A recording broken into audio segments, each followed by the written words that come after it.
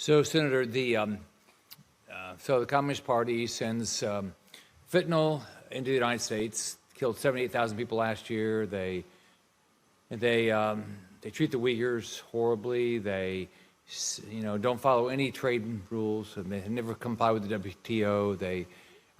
It's a despicable government. They clearly want to destroy our way of life. And for the people that they've killed, they clearly have destroyed their way of life and their families. So would you recommend that any American citizen buy any Chinese products or have any Chinese apps on their phone or do any business with anything that's related to Communist China? Well, I think the realization that our support of China over the last 30 years or more, going back to Reagan, actually, in terms of early investment in developing their economy, giving them access into most favored nation status when they didn't comply, they didn't qualify. Also, the violations in the World Trade Organization we've turned a blind eye to. Those days are over, I believe, and I think we've got to stand up, not just for our own protection, but for the protection of these systems that have served us well since Bretton Woods in 1944 that established the current world order. Going back to Senator Daines' recent trip over there, the only topic that I could see, the major topic that they talked about was fentanyl. It's trips like that that make a difference, not trying to do trade, but trying to influence changes in their behavior, Senator.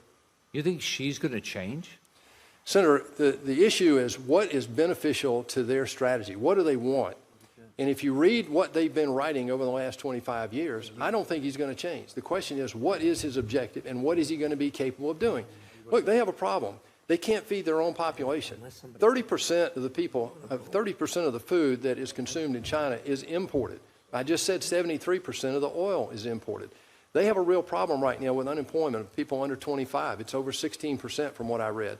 If you look at the economy, focusing on state-owned enterprise is a real problem. The realization of U.S. capital now that has been going to China for the last 40 years and not getting the return that we should have gotten, but gave up technology and a lot of other things that went along with it. So if we stop that realization is going to really change. If we stop buying their products, if we stop allowing them access to our market without complying with SEC rules, which we have a law that our SEC is not enforcing, all right? If the American public would show up and say this is wrong, what would happen to the Chinese economy, and what would they have to do then? You bring up a great point.